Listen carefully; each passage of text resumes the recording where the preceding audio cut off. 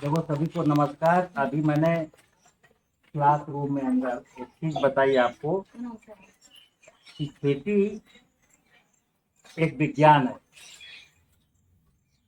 और विज्ञान के बारे में कहा गया है कि किसी भी विषय के क्रमबद्ध ज्ञान को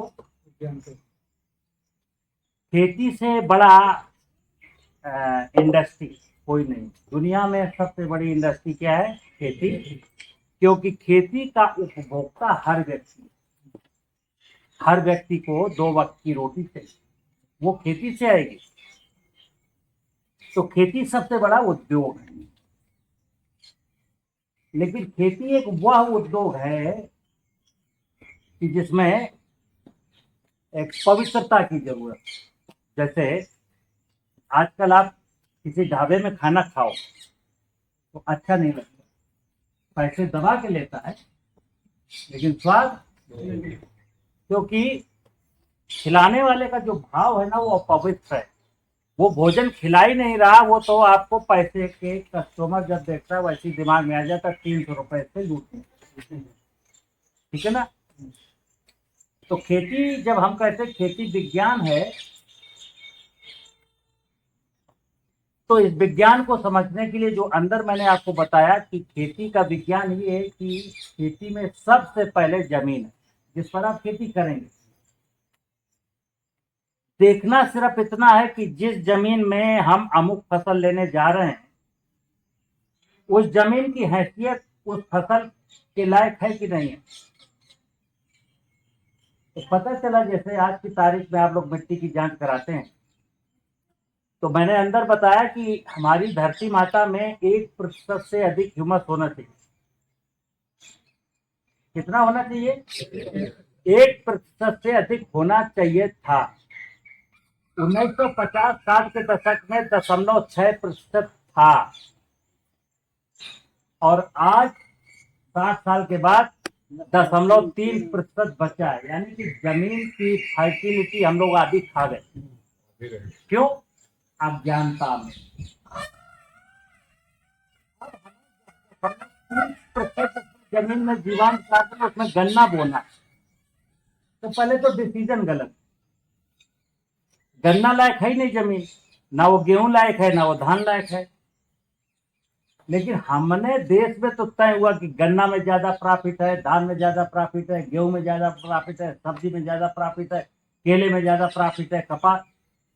यानी कि आपके दिमाग में आग ऐसी लगाई लोगों ने कि अरे ये क्या, मसूर के, राई के, अलसी के चक्कर में पड़े हो, सीधे गेहूं बो ना यार, सीधे धान बो ना यार। हम आ गए लालच। एक तो जमीन में मैंने ओवरलोड डाला, जिसकी उसकी सामर्थ्य नहीं थी, उससे ज्यादा पोषक तत्व चाहने वाली फसल बो दिया। अब क्या होगा? जमीन जो फसल आपने गन्ना या धान या गेहूं या कपास या केला बोया है उसको उतने पोषण नहीं दे पाएगी जितने पोषक तत्वों की जरूरत उसको है। फिर क्या घटना घटेगी? आप जाएंगे किसी वैज्ञानिक से, किसी एक्सपर्ट से एग्रीकल्चर डिपार्टमेंट में, और यही कहेंगे बाबूजी वो हमारी फसल बढ़ नहीं रही है। वो क्या कहेगा? मिट्टी की जांच कराए थे? बोले नहीं बाबूजी, बस इसीलिए तो बढ़ नहीं रही। अब मिट्टी की जांच से फसल की बढ़वार का क्या लेना देना? तो अगर आपने कह दिया हाँ जांच कराए थे, तो बोले वो संतुलित उर्वरक डाले थे? नहीं डाले थे तो कैसे बाड़ी? ठीक है ना? तो कुल मिलाकर के आपको देर सवेर लोग फर्टिलाइजर की दुनिया में ढकेल। अब जब जमीन में इम्बैलेंस होगा, उसमें ह्यूमस की मात्रा कम थी, आपने हैवी क्रॉप बो दी, उसकी डिमांड ज्यादा है, तो कुछ ना कुछ तो इम्बैलेंस होगा। तो जब असंतुलन होगा तो कुछ बीमारी लगी। और बीमारी कैसे लगी? प्रारंभ में बीमारियां किसी खास पोषक तत्व की डिफिशियंसी का सिम्टम्स हुआ करता, यानी जिंक की कमी है, इसकी कमी, इसकी कमी, कोई पोषक तत्व की कमी है तो बीमारी आ गई। उसको भाई लोगों ने कहा ये बीमारी है, बीमारी नहीं थी। किसी मतलब पोषण की कमी से पौधा एबनॉर्मल था, लेकिन भाई लोगों ने कहा बीमारी है, चूंकि उनको फंजीसाइड भी बेचे तो फंजीसाइड शुरू। धीरे धीरे करके, मतलब आज देश के किसान ने तय कर लिया कि हमको कोई फसल बोएंगे तो एनपीके डालना पड़ेगा, कोई फसल बोएंगे बीमारी लगेगी तो फंजीसाइड डालना पड़ेगा, कोई फसल बोएंगे कीड़ा लगेगा तो कीटनाशी डालना पड़ेगा, कोई फसल बोएंगे उसमें खरपतवार होंगे तो वीडीसाइड डालना पड़ेगा। ऐसा मन में बना लिया और क्या हुआ कि जमीन दिन पर दिन, वर्ष दर वर्ष जमीन की फर्टिलिटी गिरती जा रही है, बायोडाइवर्सिटी नष्ट होती जा रही है और भूगर्भ जल स्तर नीचे खिसकता चला। और हमको लोग लालच दिला रहे हैं कि अच्छा बीज बोगे तो ऐसा हो जाएगा, ज्यादा फर्टिलाइजर डालोगे तो और अच्छा होगा, अमुक कंपनी का पेस्टिसाइड डालोगे तो बहुत जबरदस्त रिजल्ट आएंगे। हम इसी में गुमराह हो, ठीक है ना। तो मैंने कहा खेती क्रमबद्ध ज्ञान है। तो सबसे पहला खेती में क्या, अगर मैं क्रम से चलता ना तो हमारे सामने संकट ना होते। क्रम क्या था खेती का, हमको फसल बोनी है अपनी धरती माता में, तो खेती का पहला सूत्र है जमीन। खेती में सबसे पहले दिमाग लगाना है अपनी जमीन पर। और क्या दिमाग लगाना है कि जमीन कैसी होनी चाहिए और कैसी हो गई। तो जमीन के 3 गुण, उसके जैविक गुण है, उसके भौतिक गुण है, उसके रासायनिक गुण। अब जब आप 4 टन का ट्रैक्टर चलाओगे, दवा के यूरिया डीएपी दोगे, केचुआ दीमक मारने के लिए नाना प्रकार के पेस्टिसाइड दोगे, तो जमीन के बायोलॉजिकल कैरेक्टर खराब, फिजिकल खराब और केमिकल भी खराब। अब वो जमीन जो है ना रिस्पॉन्स अच्छा नहीं दे रही, ठीक है ना। तो जमीन के बायोलॉजिकल कैरेक्टर को ठीक करने के लिए एक कहानी जीवामृत की। तो अभी मैं आपको जीवामृत का सिंपल तरीका बता रहा हूं। जीवामृत 200 लीटर के ड्रम में ही बनाना है, लेकिन 200 लीटर नहीं बना। 200 लीटर जीवामृत 10 एकड़ जिसके पास जमीन हो उसको बनाना है, जिसके पास 5 एकड़ जमीन हो उसको 100 लीटर बनाना है, और जिसके पास 50 लीटर 2 एकड़ जमीन हो 50 लीटर बनाना है। तो जीवामृत 50 लीटर बनाना है कि 100 लीटर बनाना है कि 200 लीटर बनाना है, उसको अपना कंफर्म करना। फिर यह क्या है, ये जीवामृत का कल्चर, सिंपल सी बात है। 2 लीटर की बाटल ले गए और ये जीवामृत इसमें हमने ड्रम में डाल दिया। आप ही ले जाओगे ना, मैंने 2 लीटर जीवामृत इसमें डाल दिया। जिनके पास ज्यादा जमीन है हमसे 5 लीटर ले जा सकते। अब ये जीवाणु मैंने ड्रम में डाल दिए। अब हमको 100 लीटर बनाना तो 100 लीटर पानी भर दिया, या 200 लीटर बनाना तो 200 लीटर पानी भर दिया। अब इन जीवाणुओं को चाहिए भोजन। तो भोजन के नाम पर आपके सामने 3 चीजें हैं। इस जीवामृत को अगर हम 50 दिन में 2 लीटर बाटल की 200 लीटर 100 लीटर बनाना चाहते हैं तो हमको 14 किलो भोजन चाहिए। अगर हम 200 लीटर बनाना चाहते हैं तो 28 किलो भोजन चाहिए टोटल। तो हम इसमें अगर हमको जल्दी बनाना तो हम इसमें क्या करेंगे, या तो हम इसमें अगर 200 लीटर बना रहे हैं तो बता रहा हूं फिर फार्मूला, 200 लीटर बना रहे हैं तो हम इसमें 18 किलो गुड़ डाल सकते। ये गुड़ है 18 किलो, या हम इसमें 18 किलो चीनी डाल सकते।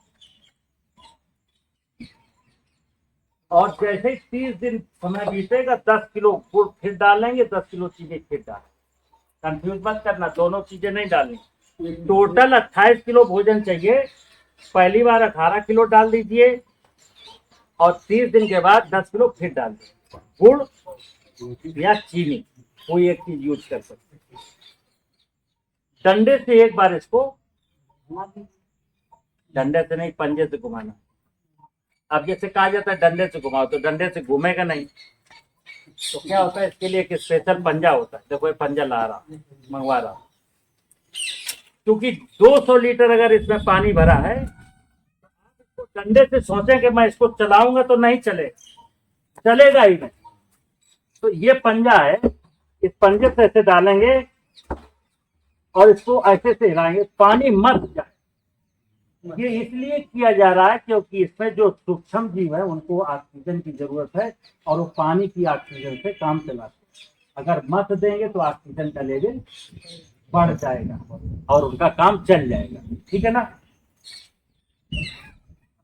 अब जीवामृत बन गया और जीवामृत में डालने भी लगा, लेकिन ये जीवाणु क्या करते, देखो हमें हमारा विषय था पहले जमीन की फर्टिलिटी को सुधारना। खेती का क्रमबद्ध ज्ञान था कि जमीन की फर्टिलिटी को सुधारना। पहले क्या करेंगे, जीवांश कार्बन 0.3 हम उसको बढ़ाना है। 1 हेक्टेयर जमीन की 6 इंच की मिट्टी का वजन होता है 20,000 कुंटल। इसको आप दिमाग में नोट करें। 1 हेक्टेयर जमीन की ऊपर की मिट्टी का वजन होता है 20,000 कुंटल।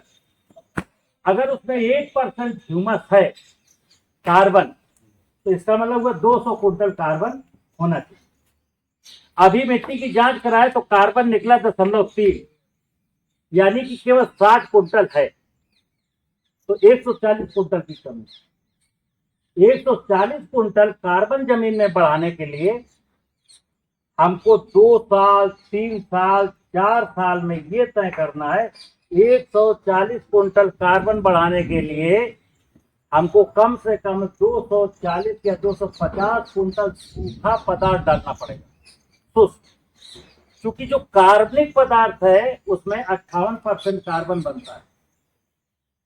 जब बरसात में नमी में ये कार्बनिक पदार्थ विघटित हो जाएगा, अपघटित हो जाएगा, टूट जाएगा, कार्बन के रूप में आ जाएगा, तब ये जीवाणु उस कार्बन को अपना भोजन बनाएगा। जैसे अभी लोग कहते हैं कि ये डाल दो तो इससे ये कार्बनिक पदार्थ डिकम्पोज हो जाएगा, कभी नहीं होगा। कार्बनिक पदार्थ को सड़ाने के लिए, कार्बन के फार्म में लाने के लिए 2 महीने का समय चाहिए और 20% मॉइस्चर चाहिए। जैसे अभी जंगलों में आज जहाँ सूखी पत्तियां पड़ी थी अभी जून तक, अभी 1 महीने के बाद देखना तो काली काली हो जाएगी।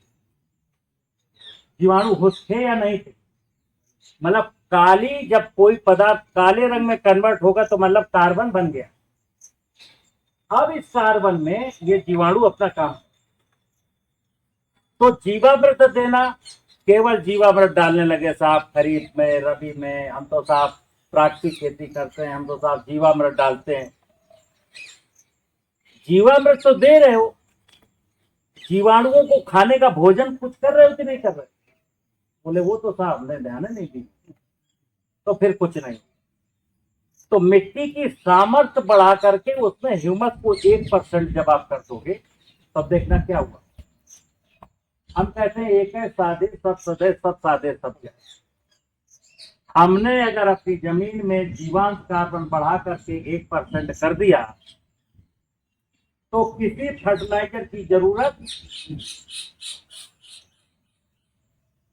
फसल में कोई भी बीमारी नहीं है। और अगर खेत की मेड़ों पर, जैसे यहाँ पेड़ हैं चारों तरफ, इस प्रकार के आपने नाना प्रकार के पेड़ लगा दिए और चिड़ियों का बसेरा हो गया तो किसी प्रकार का इंसेक्ट नहीं। अगर घर में आपने 2-4 गाय भैंस कुछ पाल लिया तो खेत फसल के बीच में उग जाने वाली घास, जिसको खरपतवार कहते हो, वो बकरियों का, गायों का, भैंसियों का चारा बने। आप उखाड़ के लाएंगे खरपतवार, गाय भैंस को खिलाएंगे, गोबर चलेगी खेत में, वापस चला जाए। अब आपने गाय भैंस बेच तो खरपतवार एक समस्या बन गई। आप सब लोग याद करना, हम लोग गांव के हैं और खरपतवारों को सुबह से लेकर शाम तक खेत में उखाड़ते थे, गट्ठा बना के लाते थे, कटिया मशीन से काटते थे, भैंसिया को खिलाते थे, गोबर करती थी, वापस खेत में पहुंच जाते। अभी कुदरत का उपहार था खरपतवार।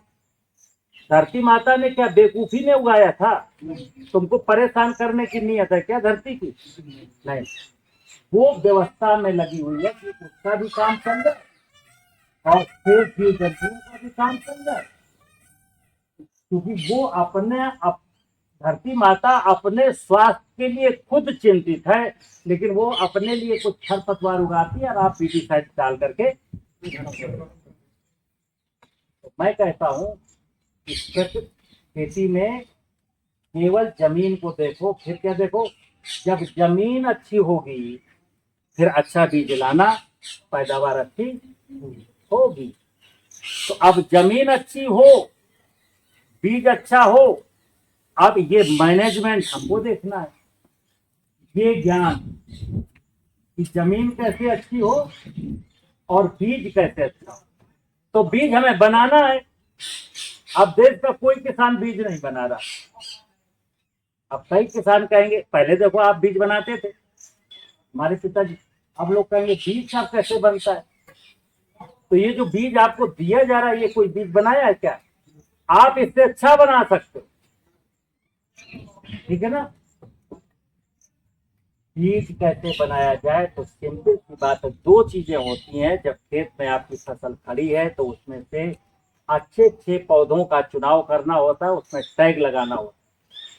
जब फसल पकेगी तो उन पौधों को अलग से काटेंगे। एक तो ये सिंपल तरीका। अब और अच्छा बीज बनाना है तो सुनना, जो फल पहले आए हैं वो छोड़ दो, जो फल बाद में आए उनको छोड़ दो, जो बीज की अवधि में फल आए उनका बीज अच्छा।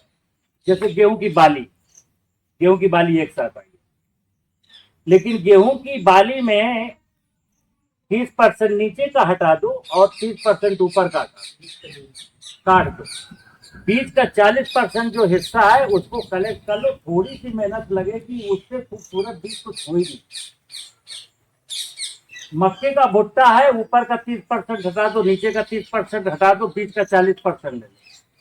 लेकिन हम अटहर खेती में करना नहीं चाहते, और जो व्यक्ति अटहर नहीं करेगा तो क्या होगा, बाजार जाना पड़ेगा, बाजार जाना पड़ेगा। जैसे आज बहुत सारे शहर में परिवारों में महिलाएं भोजन बनाने का भी अटहर नहीं करती, तो क्या हुआ, नूडल्स टोमेटो क्या क्या आता है वो सब जिंदाबाद। आपने भी अटहर करना बंद कर दिया इसलिए फर्टिलाइजर जिंदाबाद। आपने भी अटहर बंद कर दिया इसलिए बीमारियां लगने लगी तो फंजीसाइड है। आपने भी अटहर पेड़ लगाने का बंद कर दिया तो कीड़ा है। आपने गैया भैंसिया पालने का अटहर बंद कर दिया तो खरपतवार है। खेती हमेशा श्रम से और दिमाग से होती है। खेती में दो ही निवेश लगाने हैं, पहला श्रम, दूसरा दिमाग। आज देश का किसान न श्रम लगाता है न दिमाग लगाता है। मैकेनाइज फार्मिंग हो गई, ट्रैक्टर से जोत दो, ड्रोन से दवा छिड़क दो, दिमाग अपना लगा ही नहीं। जो लोगों ने बताया ऐसा करो, तो मैंने कर दिया। तो दिमाग है बाहर का, निवेश है बाहर के, फिर आप क्या कहते हैं, खेती में साहब कुछ बचत नहीं है, बस किसी प्रकार जीवन चल रहा है। कैसे होगा, लागत जब घटेगी तब मुनाफा, और लागत तब घटेगी जब जमीन की फर्टिलिटी बढ़ेगी, तब लागत। अब कोई भी सोचे कि हम फर्टिलिटी के बारे में तो नहीं सोचेंगे, तो फिर आप कुछ भी कर लेना, तो करने वाला जीवामृत बनाने के लिए मैंने इसमें जामन डाला, पानी भरा, चीनी डाला या गुड़ डाला, दो में एक। कितना डाला, 200 लीटर अगर बनाना है तो 28 किलो भोजन पड़ेगा। जल्दी बनाना है 2 महीने में, 55 दिन में, तो इकट्ठे 28 किलो डाल दो। अगर 4 महीने में बनाना है तो 28 किलो की मात्रा को 7 किलो 4 बार में डालो। अगर 6 महीने में बनाना है तो 28 किलो में 28 में 6 का भाग दे, तो उस हिसाब से, क्योंकि माइक्रोब्स को पर्याप्त स्पेस और पर्याप्त भोजन मिल जाएगा तो जल्दी से अपनी कॉलोनी डेवलप करेगा। स्पेस पर्याप्त लेकिन भोजन पर्याप्त नहीं है, तो धीरे धीरे बढ़ेगा। और ऐसा मैं इसलिए कह रहा हूं कि अगर आपने 28 किलो चीनी एक बार में डाल दी और बनाना था 4 महीने बाद यूज करना था, तो ये 2 महीने में बन जाए। तो जितनी तेजी के साथ मल्टीप्लाई हो रहा था, एक दिन आया कि 2 महीने में सैचुरेट हो गया। अब इस पानी में बैक्टीरिया को मल्टीप्लाई करने की कोई गुंजाइश ही नहीं बची। अब आप इसमें अगर भोजन भी डालना चाहो कि भोजन डाल देंगे तो और मल्टीप्लाई कर जाएगा, अब ऐसा नियम नहीं। अब ये मरे, इस चीज का ध्यान रखो। अच्छा, अगर किसी किसान को डाउट है कि इसको साहब हम जब संभाल नहीं पाएंगे, कोई ना कोई तो मिस्टेक होगी, तो क्या करेंगे? तो क्या करोगे?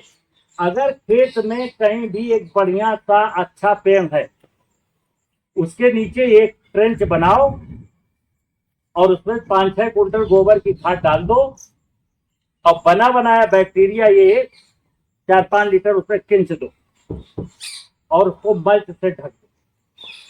जैसे मैं जंगल की मिट्टी से लाया हूं, जंगल की मिट्टी में कोई बना रहा था क्या? वो तो विधाता बना रहा था, बन रहे थे ऑटोमेटिक नेचुरल नियम से बन रहे थे। अब आपको भी यही करना है, एक पेड़ के नीचे 4-5 कुंटल गोबर डाला, 4-5 लीटर ये छिड़क दिया और हर 15 दिन के बाद आप 1 कुंटल गोबर पर 20 लीटर पानी, 5 कुंटल गोबर है तो 100 लीटर पानी, क्योंकि नमी बनाए रखना। वो गोबर अगर सूख जाएगा तो बैक्टीरिया बढ़ जाएगा। गोबर को कभी सूखने नहीं देना, नमी बनाए रखना। तो क्या करोगे? 100 लीटर पानी लिया, उसमें 3-4 किलो चीनी घोली और उसी के ऊपर छिड़क दिया, फिर ढक दिया। अब आपका इस ड्रम का बैक्टीरिया खराब हो जाए, मर जाए, कोई परवाह नहीं। जब लगे कि बदबू करने लगा है, साला काला हो गया है, अब लगता है मर गया है, हमसे पूछा, वीडियो दिखाया, मैंने कहा अब तो खत्म, देखो कोई बात नहीं, इसको फैला दो। फिर वो जो गोबर था ना, वहां से 5 किलो गोबर लाओ और इस ड्रम में डाल दो, फिर पानी भर दो, फिर गुड़ चीनी डालना, बैक्टीरिया फिर वैसे पनप जाएगा।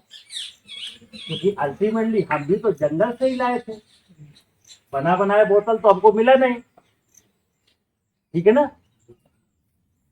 जब आपके खेतों की मेड़ों पर अच्छे पेड़ हो जाएंगे और आप पेस्टिसाइड डालना बंद कर देंगे, जैसे एक सवाल है कि साहब क्या इसको यूरिया 70 साल से डाल रहे हैं तो इसको भी ऐसे डालते रहेंगे ना?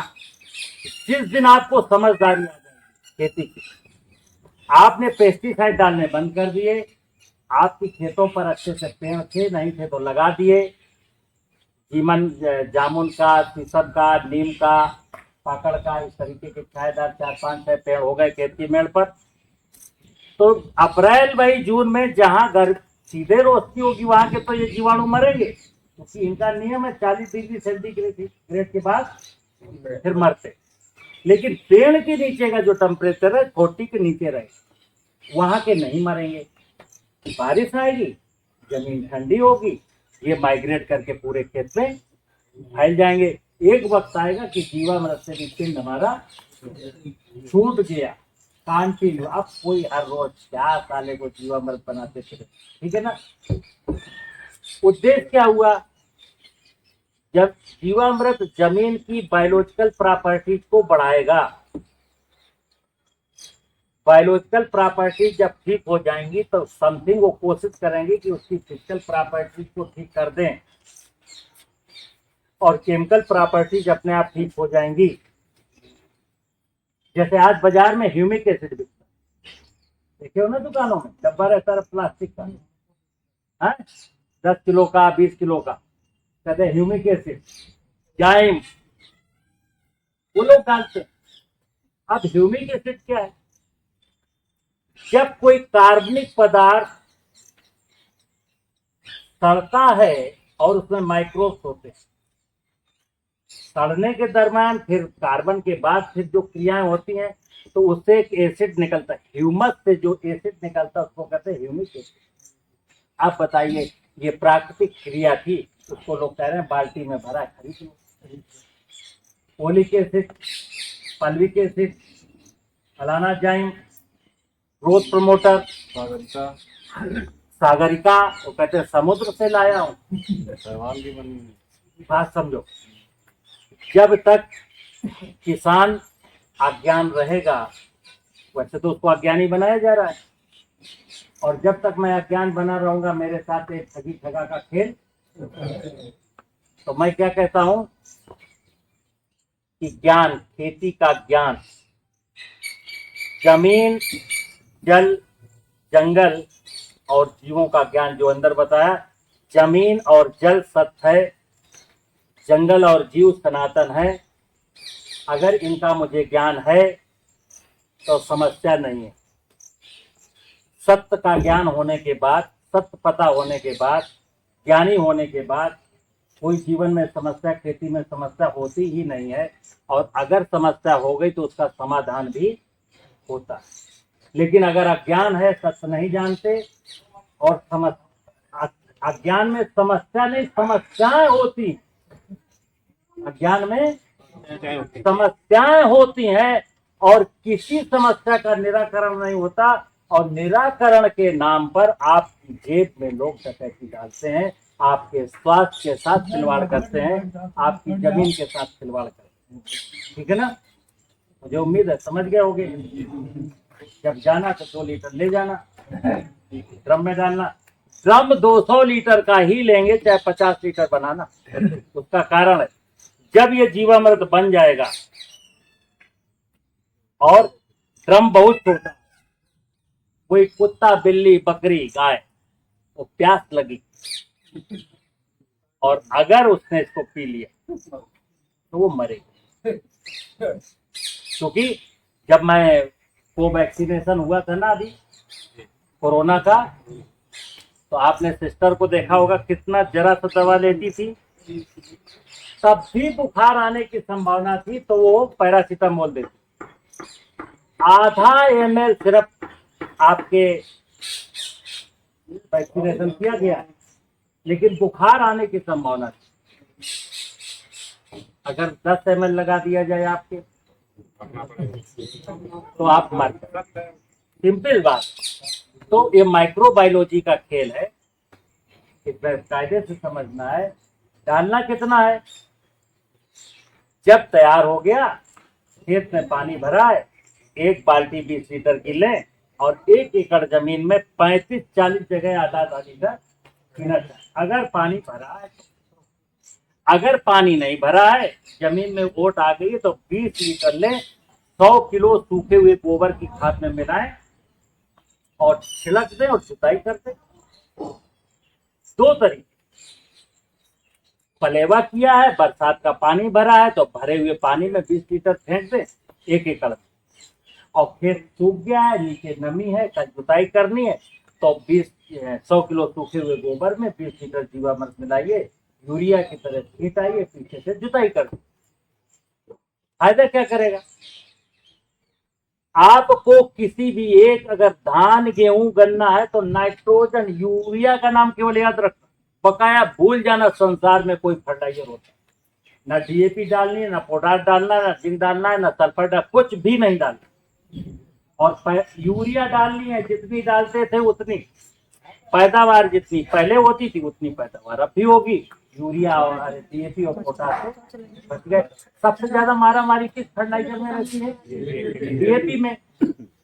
अभी आने तो रबी, अक्टूबर, नवंबर का महीना, कहीं कहीं तो पुलिस लगानी पड़ेगी, कहीं कहीं नकली मिलने लगेगा,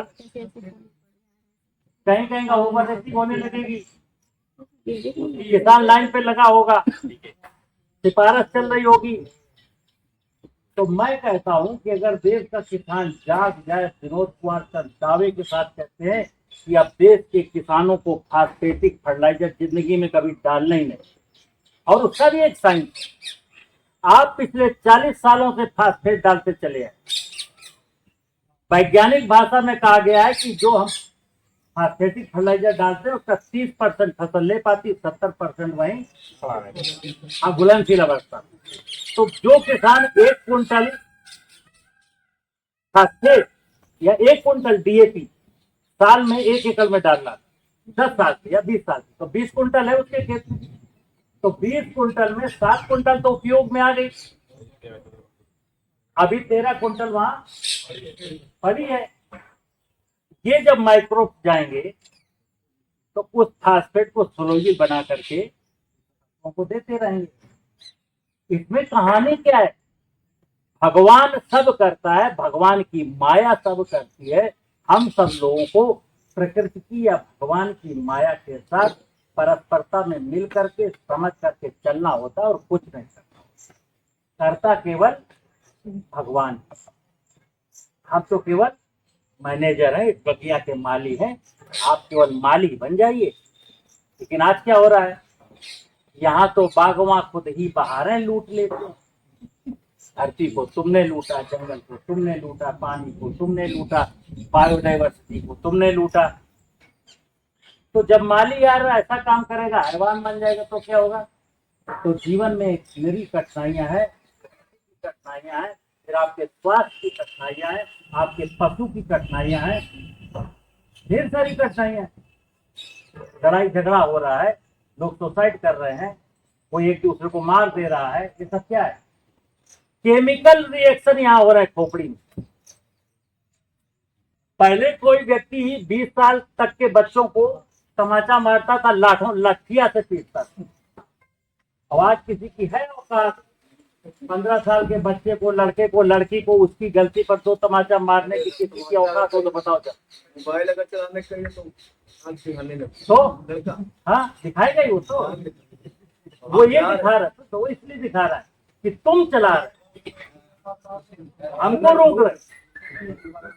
कुल मिलाकर के आज दुनिया में जितना भी विसंगतियां, जितने भी संकट दिख रहे हैं, वो सभी इसलिए दिख रहे हैं कि हम लोग सत्य और सनातन को भूल गए, सत्य सनातन को नहीं मानते, भगवान को नहीं मानते, इसलिए सारी गड़बड़ियां। मैंने अंदर बोला सत्य को जानो, सनातन को जानो, और उनके प्रति जो हमको करना वो अपना कर्तव्य निभाओ, सब कुछ ठीक हो जाएगा, सब प्रभु जी करेंगे। नमस्कार।